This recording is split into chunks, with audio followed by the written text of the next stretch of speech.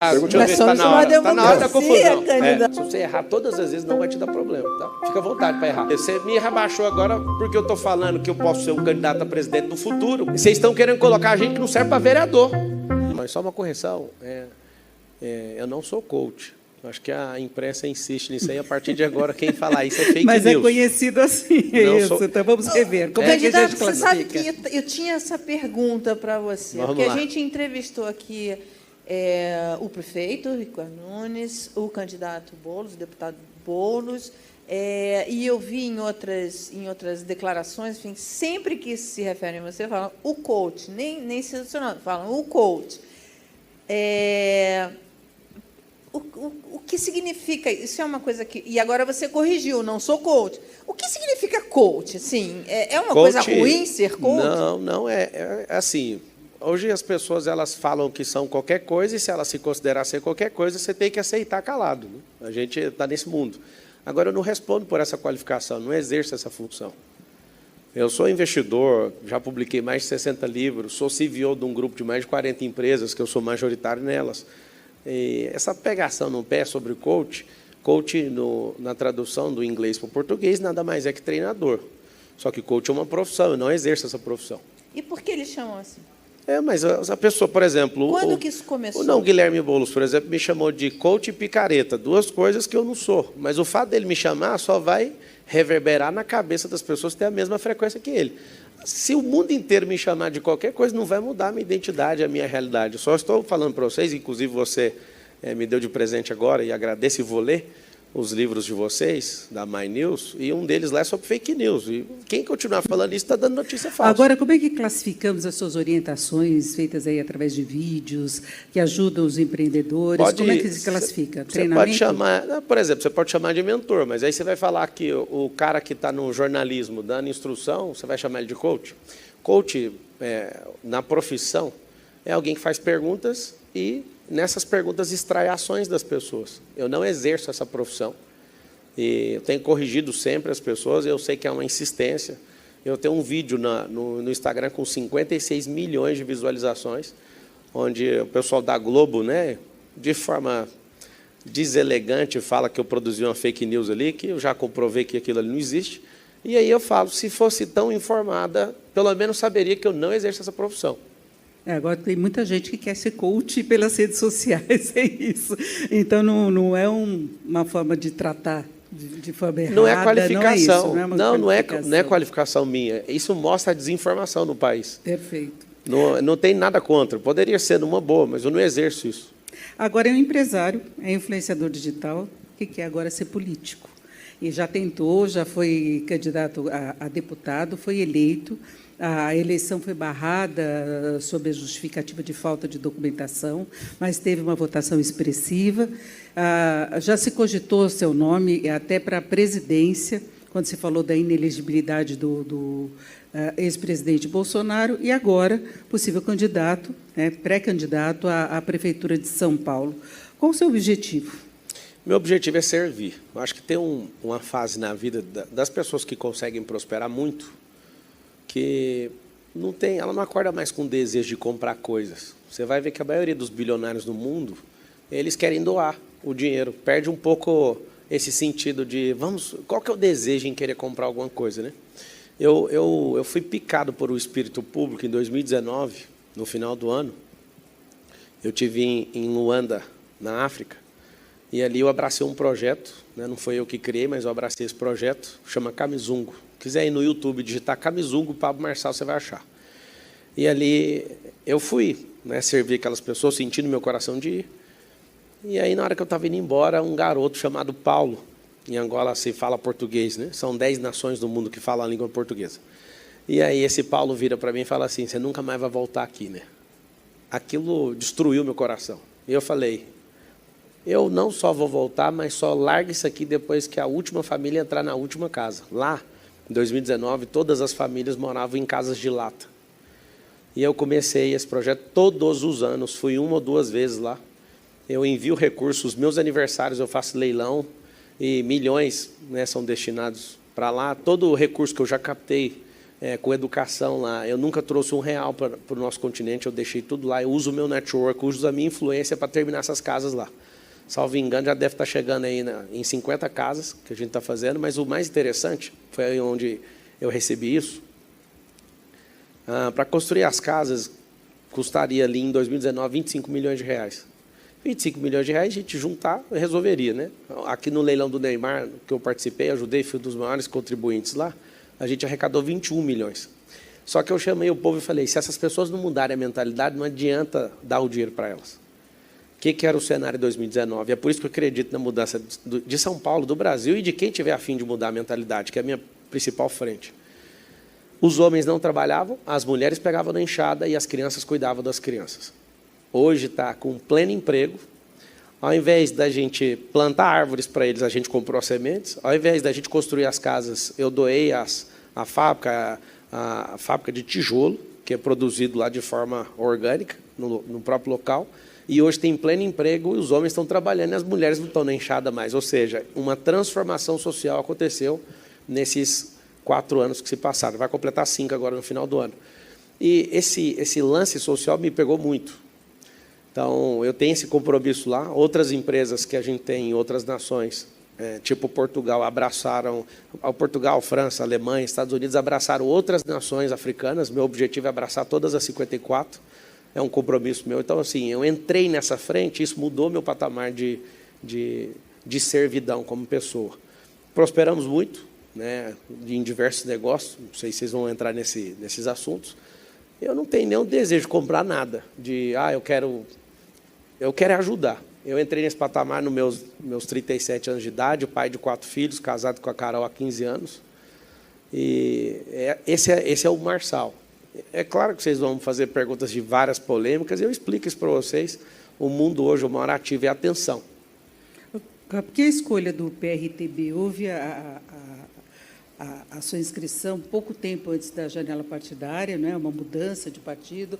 O PRTB pensava em lançar o padre Kelman, né, que já foi candidato à presidência. Por que PRTB?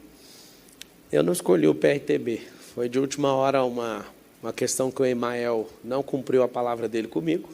Eu estava em Roma, ele me liga e fala, você não vai sair mais pré-candidato. Não me deu justificativo. Segundo interlocutores aí, ele disse que ficou magoado com a fala minha, e eu não entendi qual foi a colocação dele. Eu acho que ele fechou, foi um acordo com o Nunes na época, eu acho, tá? Mas ele me pegou assim, eu rodei tudo que eu podia, fui atrás de grandes partidos. As pessoas, né, às vezes me confundem achando que eu estou fazendo isso por marketing e tudo, mas tem 2 anos que eu virei essa chave politicamente, não sei se você acompanhou, mas eu fui candidato oficial à presidência da República, na convenção do PROS, de manhã, à noite a Justiça derrubou. E eu aprendi demais, eu rodei 62 mil quilômetros nessa candidatura à presidência, que eu envolvi 10 meses, e investi milhões nesse negócio, e chegar no dia, essas pessoas darem essa rasteira. Eu falei, quer saber?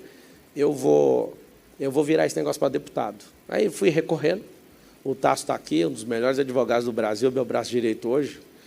Inclusive, ele viajou muito na campanha, né? E hoje ele é presidente do nosso grupo empresarial. Eu rodei esse tempo todo, e faltando 13 dias para a campanha, tive o cancelamento geral mesmo da candidatura, sem direito a recurso e tal, acabou ali. Eu falei, então faz o seguinte, ninguém entendeu nada. Eu falei, vira esse negócio para deputado, que eu não vou jogar energia fora das pessoas que olharam dos meus olhos no Brasil inteiro acreditando nisso. E aí ninguém acreditou. Você vai se rebaixar? Vou com muito orgulho. A gente foi lá, 243 mil votos, fomos eleitos. E foi, de novo, um tapetão. Eu já ressignifiquei isso, inclusive, né? Mas eu vou vingar esses votos. Vai ser nessa pré-candidatura e nessa candidatura, sequentemente. Pablo, primeiro, boa tarde, obrigado pela presença. Boa tarde. Você controla uma plataforma de comunicação direta com os eleitores, com um domínio da linguagem, com um domínio do método de penetração digital, de engajamento digital, coisa que a classe política tenta e poucos conseguem. Então, você já entra nessa disputa com uma vantagem nessa comunicação direta com as pessoas. Mas essa tua plataforma, a tua conversa com o seu público, esses bilhões de pessoas que acompanham vocês, e você menciona sempre esses números muito superlativos, ela é sempre no sentido de prosperidade. A prosperidade é uma expressão comum nas suas conversas com o seu público. Eu vou te fazer uma provocação. Você está agora se candidatando à Prefeitura de São Paulo, né? Na condição ainda de pré-candidato, mas a partir da convenção, dia 5 de agosto, você pretende se candidatar oficialmente. Governar a cidade de São Paulo é uma plataforma de problemas.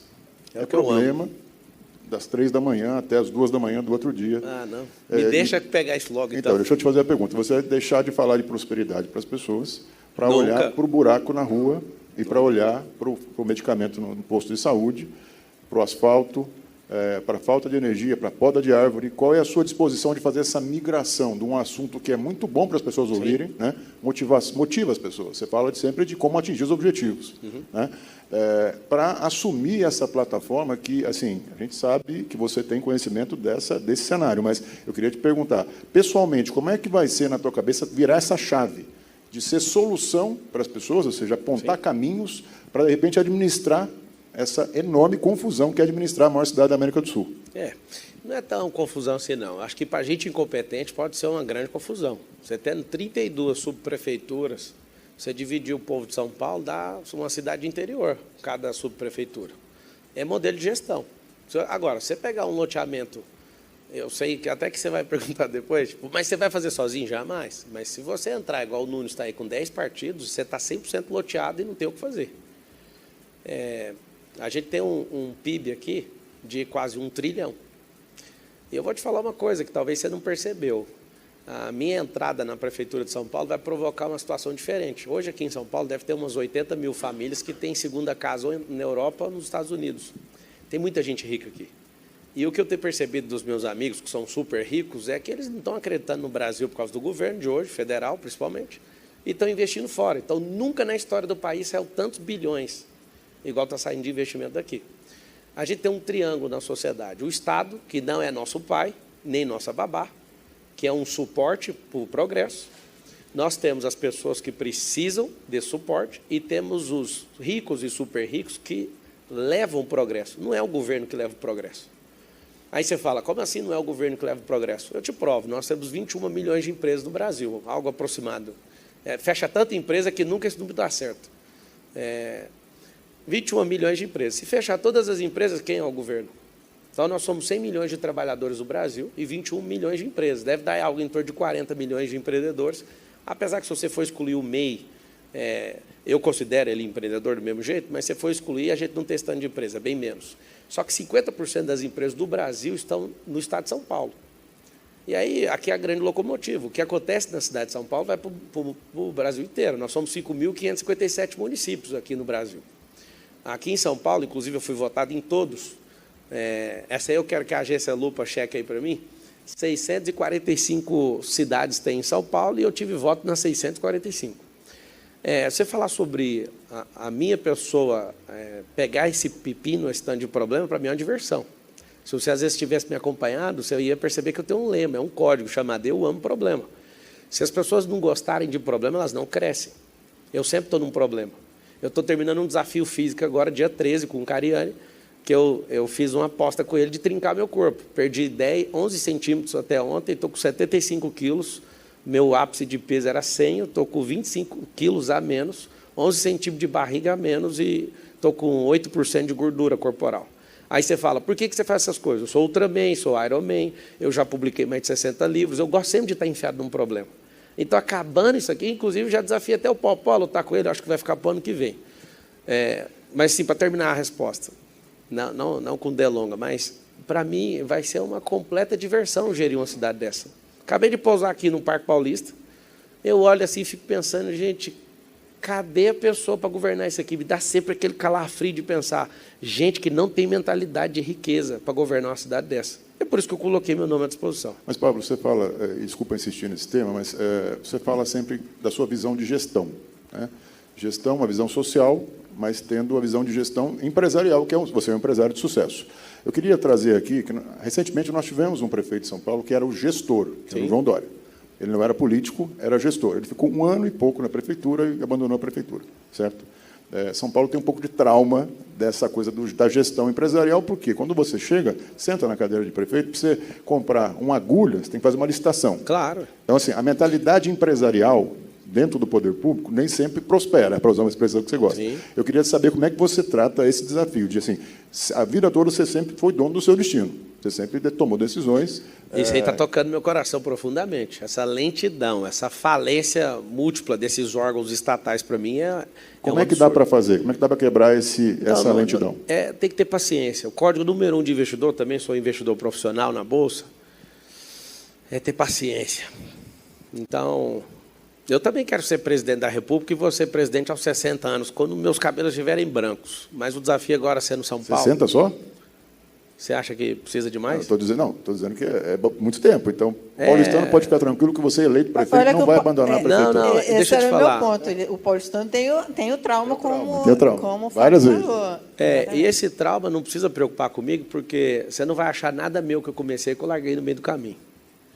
E, de tempos em tempos, existem levantes políticos na nação. Quando a Dilma Rousseff, por exemplo, caiu, foi parte desse levante da população não aguentar aquilo. Com a volta do Lula, esse cara, eu acho que, salvo engano, há 14 anos, 13 ou 14 anos, completando 14, dificilmente alguém toma essa eleição do Lula na próxima eleição. A não ser que ele morra, não estou esperando por isso, mas a idade chega para todo mundo, ele está acima da média, inclusive, dos brasileiros.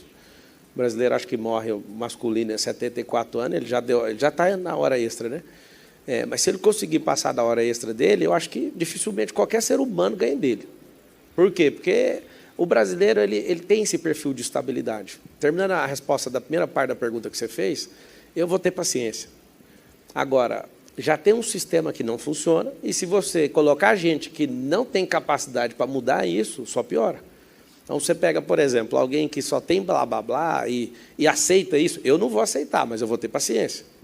Ah, mas você vai ser muito acelerado, mas não vou pular etapa. A aceleração é diferente. Por exemplo, se eu pegar 2 grávidas, a gravidez geralmente dura 41 semanas. Né? Minha esposa é quadrigesta, a gente tem 4 filhos. A gente esperou lá 41 semanas para a criança chegar. Se eu juntar 2 mulheres, eu não quebro o processo natural de uma gravidez. 2 mulheres juntas não produzem uma gravidez de 4 meses. Ou seja, tem coisas que são naturais, tem coisas que são artificiais. As artificiais, com processo e procedimento, eu consigo acelerar. Então, essa ineficiência da máquina pública, se você criar mecanismos com inteligência artificial, vai ser a coisa mais assustadora. Eu vou trazer tecnologia, que é o que eu faço, e foi isso que escalou os meus negócios. Eu acho que trazer isso para dentro da máquina pública vai fazer com que a gente não precise aumentar impostos, mas a gente aumente tecnologia para fazer com que a gente aumente a receita do Estado, que você nunca viu um político discutir nisso. Ao invés da gente ficar criando empresas estatais para colocar companheiros, a gente tem que criar empresas com tecnologia para gerar valor de mercado e vender, inclusive. Aí você fala, vender por quê? Porque a geração de venda disso, daquilo que a gente cria, não é de empresas de bens naturais. Eu não sou a favor de vender empresa com bens naturais. A favor de vender empresa de tecnologia. Você cria, por exemplo, eu investi R$1 milhão numa empresa, ela foi avaliada em 300 agora, por um fundo. Você pega uma empresa que você investe 1 milhão e ela tem uma avaliação de 300, você imagina o Estado fazendo um negócio desse. Na China, eu tenho negócio na China. Sabesp, você é contra a privatização? Olha, eu não sou contra, pela ineficiência que tem hoje. Se o Estado não der conta, eu participei de uma empresa, quase 8 anos da minha vida, 7 anos e meio, que foi a privatização do sistema Telebrás. Eu participei ali, fui executivo no grupo Oi Brasil Telecom, e aí eu lembro, quando eu era criança, de ficar com a barraca com meu pai na porta da Telegoiás para comprar uma linha telefônica. E depois eu entrei no prédio que era dessa estatal, ela fedia mofa, ninguém tirava isso dali. A ineficiência do Estado é gigantesca. Por quê? Porque não tem um projeto institucional para a cidade, ninguém é municipalista, você não tem estadista nem republicano a ponto de entrar na política e falar assim, nós iremos fazer um projeto para o país, igual a China está fazendo. As pessoas só fazem projeto eleitoreiro. Eu sentei uma vez com o Rodrigo Garcia, na disputa eleitoral, ele jurava que ia ganhar, falei, você não vai ganhar e vai perder com a máquina na mão. Não, mais de 400 prefeitos estão comigo, ou seja, a ineficiência, ele não queria assumir lado nenhum, veio o Tarcísio e tomou o governo do Estado. Isso aí eu tive essa conversa pessoalmente com ele. Vou falar isso para o Nunes também, vai perder com a máquina na mão. Porque ter a máquina na mão não vai fazer você ganhar uma política. Tem que ter um plano que leva São Paulo para algum lugar. O nosso plano de governo, o nome dele é SP50, e eu vou fazer um compromisso com o povo seguinte, nós vamos levar São Paulo para 2050, só que dentro dessa década. Você pega uma frota de carros que tem 7 milhões de carros, 1,5 milhão de motos, e você pega aqui esse trânsito. Eu brinquei aqui com alguém, e aí, demorou? Como é que foi o trânsito? Eu não tenho problema de trânsito aqui em São Paulo, porque eu sempre chego de helicóptero. Eu falei para essa pessoa, nem sei quem foi, mas é da equipe de vocês, eu falei, eu vou lutar para não usar mais helicóptero. Ou seja, tem hora que eu pego o telefone, você está lá, lá perto do Itaquerão, você olha, você quer atravessar a cidade para o Campo de Marte, dá 1h40. Isso aqui é uma viagem rodoviária. Aí eu pego o helicóptero e atravesso em 5 minutos. Ou seja, um absurdo um trânsito desse, e depois a gente fala do trânsito. Agora, Pablo, você está falando muito de questão de tecnologia, de criação de novas empresas e estruturas. Agora, tem problemas emergenciais da cidade que têm que ser resolvidos e que não é apenas a inteligência artificial, é você detectar esses problemas e você buscar soluções mais efetivas. Eu queria saber, da cidade de São Paulo hoje, você já falou dessa questão da mobilidade. Agora, como se poderia resolver, por exemplo, a questão do transporte público em relação ao ônibus, que é uma grande reclamação que se tem dessa demora das pessoas, a falta de linhas de ônibus, então você não tem um sistema integrado que agilize também, e muita gente acaba optando por utilizar o carro pela ausência do transporte público adequado, aí fica com o carro, tem problema até ambiental em função disso, poluição e tudo mais. Então, essa é uma questão que está colocada. A outra é manutenção das cidades, zeladoria, é questão de árvores, de você ter, agora, preocupações ambientais também, com a absorção de chuvas, de você estar preparado para fatores climáticos. Em termos práticos, né, não assim, uma coisa mais distante de criação de empresas, que é essa impressão que me passou.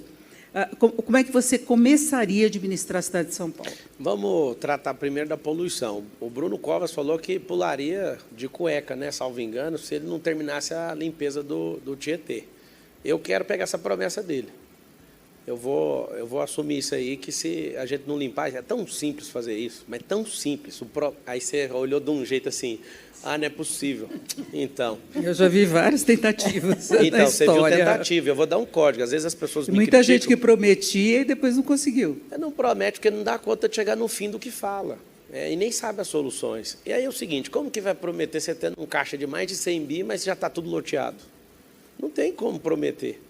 Você sabe o que está acontecendo hoje? Eu estou analisando, o programa de governo, inclusive, não vai ter uma linha que não vai passar por mim, vai ser gente técnica que vai fazer, mas assim como nas minhas empresas, as linhas de gastos, eu olho tudo. Eu sou uma pessoa aficionada com progresso. Então, contem comigo nisso. Te dar situações simples aqui. Vamos pegar o trânsito. Por que não tem uma alma decente nesse país para falar assim, libera virar à direita quando o sinaleiro está fechado? Não precisa... qualquer um aqui que já foi nos Estados Unidos já vê que esse negócio funciona há décadas. Aí você fala, isso vai melhorar o quê? Isso pode aumentar até 15% no tráfego do trânsito aqui de São Paulo. Virar à direita com o sinaleiro fechado. Como que é isso? A população que às vezes nunca foi nos Estados Unidos, né? Grande parte da população brasileira nunca saiu do seu próprio município. Nós temos 5.557 municípios, da última vez que eu vi. A grande parte da população nunca saiu do seu próprio município. Então, eu falar um negócio desse parece absurdo. O que é o vermelho? Você chega no vermelho, a faixa da direita, você vai virar à direita. E a gente tem que adequar a cidade para isso também. Não é só falar, pode fazer. E educar as pessoas, isso vai levar um ano para as pessoas entenderem. Ela precisa parar, olhar e virar à direita. Dá para ir. O que acontece? Situações simples, usando inteligência, pode mudar tudo. Nós temos, acho que 8 ou 9 rodovias que entram na cidade de São Paulo.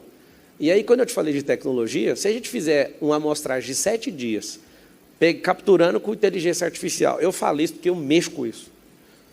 Pegando as placas e entendendo o tráfego que entra na cidade de São Paulo, aí eu dou um pulo aqui agora na França e mostro para vocês um modelo. Esse pedágio aqui, para a gente, é inútil.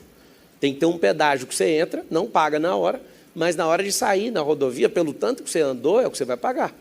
Então, a gente pegar isso e analisar, não tem como alguém com uma capacidade humana e uma calculadora bater o tráfego de trânsito de 7 milhões de carros.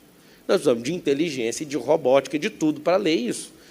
9 entradas principais de São Paulo. Você pega ali a Castelo Branco, você pega a Anguera, você vai pegar Imigrantes, você vai pegar Ayrton Senna, você pega tudo que está entrando na cidade. Se você tirar ali uma amostragem de 7 dias, você sabe o que é o tráfego de São Paulo.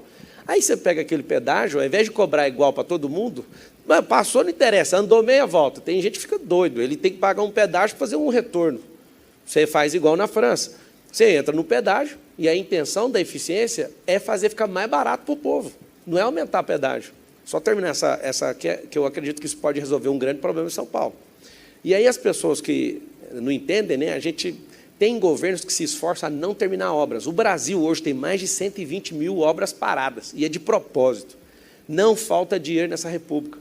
Falta gente que é pau na máquina para pegar e fazer e acontecer. Vai ter um problema de impaciência? Vai ter. Mas é assim. Tem problema de licitação. Ministério Público, Tribunal de Contas, Ótimo. Câmara Municipal. Como é que você vai lidar com esses três entes? É com enfrentamento ou com diálogo? Nunca, não tem enfrentamento. Porque quando você é antissistema, você às vezes... Eu sou antissistema? Não, quando você se coloca contra o sistema, eu não sou, não. Você tem reações. Né? Não, quem é antissistema trabalha para o sistema.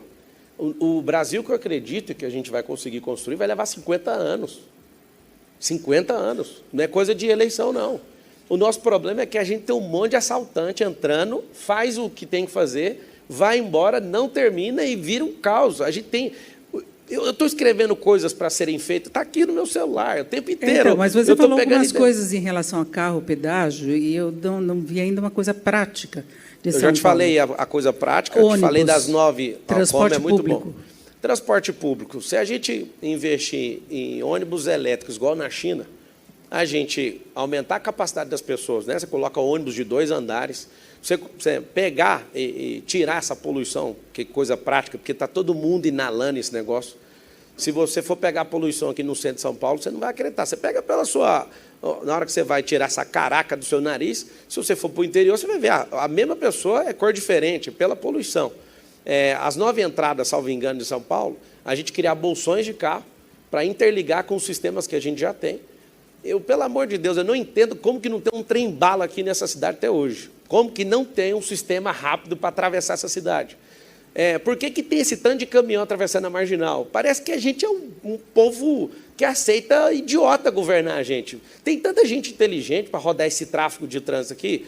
Por que não terminou o Rodoanel até hoje? Fazendo aniversário de décadas. Problema de obra e licitação. Então, o problema não é só a licitação, é disposição para terminar. Licenciamento. Não, tem licença ambiental, beleza, mas não é só isso, não. Os políticos profissionais... O político não gosta de inaugurar a obra. Não, ele ama inaugurar a obra, igual o Ricardo está fazendo, só faltando 3 meses. Ele não quer terminar a obra? O prefeito político não quer calma, ele quer terminar de uma vez só, gastando 5 bilhões sem licitação. Está todo mundo de olho nele, isso aí vai dar problema para ele. Eu achei bonito, eu assisti a entrevista dele, na hora que terminar o mandato dele, ele vai arrumar um problema gigantesco, porque parece que está resolvendo tudo de uma vez para mostrar que ele é bom nisso. Eu vi uma reportagem eu não sei de quem, mas uma pesquisa, há menos de um ano atrás, 77% dos paulistanos acham que ele gasta o dinheiro errado. Mas aí o que acontece? Juntando o dinheiro no caixa para injetar tudo de uma vez numa eleição. Esse é o modus operandi de todo mundo que é profissional na política. Não faz durante o tempo todo, o cara tem 208 semanas para fazer as coisas, ele faz em 14 semanas, tudo de uma vez, para o povo assustar com as obras e falar, não, vamos deixar, porque o nosso perfil psicológico é um perfil de estabilidade. As pessoas querem isso. Quanto que você falou em relação ao Ministério Público e tudo, não começa projeto se não tiver alinhamento. Vamos começar na tora para depois o outro ter que bancar isso. A gente não começa sem ter alinhamento. Eu sou 100% a favor de você não começar coisas que vão destruir o meio ambiente. Eu estou te perguntando isso porque eu vi uma entrevista recente sua que você, inclusive, comenta sobre erros que teriam levado Bolsonaro à derrota eleitoral. Sim. E você disse que não vai repeti-los. Não tem como repetir. Você tem consciência de que houve excessos do ex-presidente? Claro. E eu te perguntei, no âmbito municipal, nessa sua relação com o establishment, com as instituições locais. Sim. Que elas estão aí, você não é só o fato de você ser eleito que vai deixar de ter o Tribunal de Contas. Mas eu te falei que eu não sou antissistema. Nós vamos criar um sistema político. Não sou anti nada. Você é um político, então. Agora você é um político... Político vem... Eu gosto de explicar nisso, porque o povo, às vezes, pensa que política é um negócio assim assustador. Esse nome vem do grego. Politeia significa organização de cidade. Vou te falar aqui coisas práticas, que às vezes as pessoas não valorizam. Se em 208 semanas, se eu estiver governando essa cidade, não tiver 3 milhões de árvores aqui, isso aqui não for a cidade mais arborizada desse hemisfério sul, eu dou tudo que eu tenho de patrimônio para essas pessoas. Aqui na cidade de São Paulo tem mais de 500 mil de árvores. E aí eu posso te falar com segurança. Se você aumentar o número de árvores, você vai melhorar a qualidade de vida de todo mundo. Eu volto à questão do transporte ainda, Pablo. Eu estou insistindo nisso, Você porque eu estou perguntou querendo como? ver. Como as árvores? Como? Acho que hoje está plantando mais de 100 mil. O Ricardo entendeu isso e está fazendo acontecer. Inclusive, eu não acho o Ricardo um cara ruim. Eu acho ele um cara bom. Eu só acho que ele não é um cara para o futuro. Ele é um cara muito bom para o passado, e eu acho que ele vai fazer bem essa passagem de bastão para o próximo prefeito, mas eu não vejo ele com esse negócio do futuro. Ele parece um cara muito esforçado mesmo. Eu até comentei com o meu time, a gente estava voando para cá, eu falei, cara, eu estava assistindo o Ricardo falando, eu gostei do estilo dele. Ele é um cara bom, eu não acho ele ruim. Só que ele não representa o futuro aonde a gente quer ir. Esse é o Você problema. já tem uma aliança para o segundo turno, então. Quem? É uma aliança para o segundo turno, é isso? Ninguém falou disso. Não, você está elogiando o prefeito? É o seguinte, a política é isso. Você acha que não vai ter segundo turno? Eu vi isso uma entrevista Não, sua. não é que eu acho. O Boulos ontem quis enterrar a candidatura dele. As pessoas que tiverem um pingo de sabedoria vão entender que ele foi conivente com rachadinha. Saiu da boca dele. A prova é cabal. E ele falou, não vou entrar no mérito, porque essa prova é da legislatura anterior e usando o regimento interno. Eu sou jurista, eu estava lá sentado, eu estava assim olhando para ele. Nós ficamos lá umas 3 horas juntos, eu encarando ele, falei, mas você está ficando doido, muda esse voto aí, cara. Não vai por quê? Porque ninguém quer saber o que é certo e o que é errado, quer saber o que o governo patrocinou. E aí, quando você fala isso, só de eu elogiar o cara, você já falou, então vai pintar uma aliança? Esse é o problema da política. Se você falar bem, você está junto. Se você falar mal, você está contra. Nós somos seres pensantes, a gente tem que criticar todo mundo, inclusive a nós mesmos. Mas vai ter que lidar com a Câmara, no caso dos seus projetos. E tem projetos que você já está colocando que são assim muito desafiadores, Sim. fora do que está no padrão. Existe uma política, um sistema político complicadíssimo aqui no Brasil. Você sabe que é marcado, que todo mundo fica esperando a contrapartida do político. Claro. Existe isso. Então, quando você fala, por exemplo, de transporte, o que atravessa São Paulo, teve uma demora do Rodoanel que depende do governo do Estado. Não é, isso não depende da decisão de prefeito. Claro, Os caminhões têm que atravessar a cidade. Não, eles Da vão mesma forma atravessar, que São só que a Paulo... gente vai criar mecanismos diferentes para eles passarem. Só que qual? Primeira coisa, se você criar bolsões onde as carretas... Eu tenho carreta, eu mexo com transporte também. Se você encosta e descarrega naquilo e faz com que aquele lugar saia caminhões pequenos, você já Mas eles têm que atravessar para o porto. Não, é o seguinte, aí depende do horário. Nós temos que criar situações... O governo do Estado que é dono do Rodoanel. Mas a gente precisa de ajudar, porque eu, Pablo, falando de mim, falando de partido, eu tenho extremo respeito pelo Tarcísio, que ele é uma máquina de fazer obra. Eu imagino eu acordando em 2025, com todos os problemas que vocês estão falando aí, mas sabendo que o Tarcísio é o governador, eu vou dar risada, eu vou falar, cara, é o seguinte, você tem 644 cidades para você preocupar, a principal você deixa comigo. Mas se você precisar de mim agora, para pegar na enxada, ou pegar uma reta escavadeira para terminar esse Rodoanel, vamos para cima. É o Ministério Público, vamos agir o mais rápido possível, fazendo relacionamento com todo mundo. Não tem como a obra durar mais de... Você pega uma obra, se fosse japonês fazendo, era 6 meses. Brasileiro leva 30 anos para fazer uma obra. Muitos prefeitos tentaram, por exemplo, tirar o CEAGESP de São Paulo para diminuir o movimento, não conseguiram.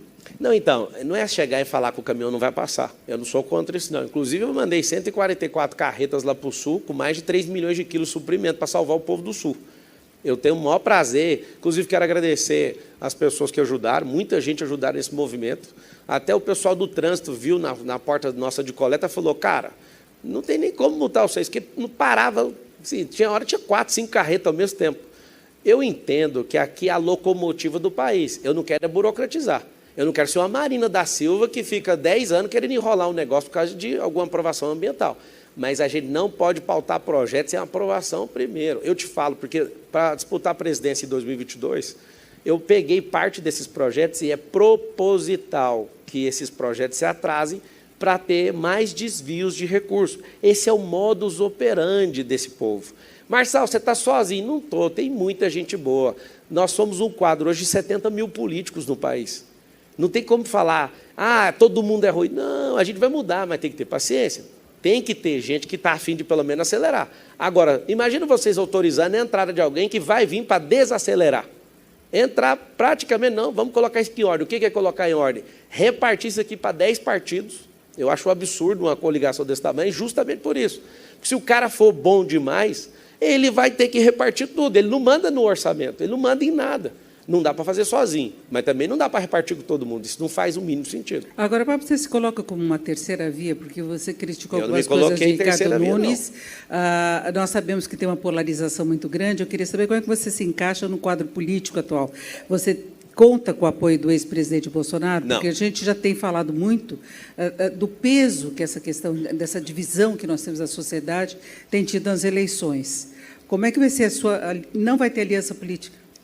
Vai ter aliança, inclusive está conversado com muita gente, é o que a gente mais está fazendo. Então, mas os outros candidatos já estão formando a base deles. Ótimo, e vai mudar tudo, porque a pesquisa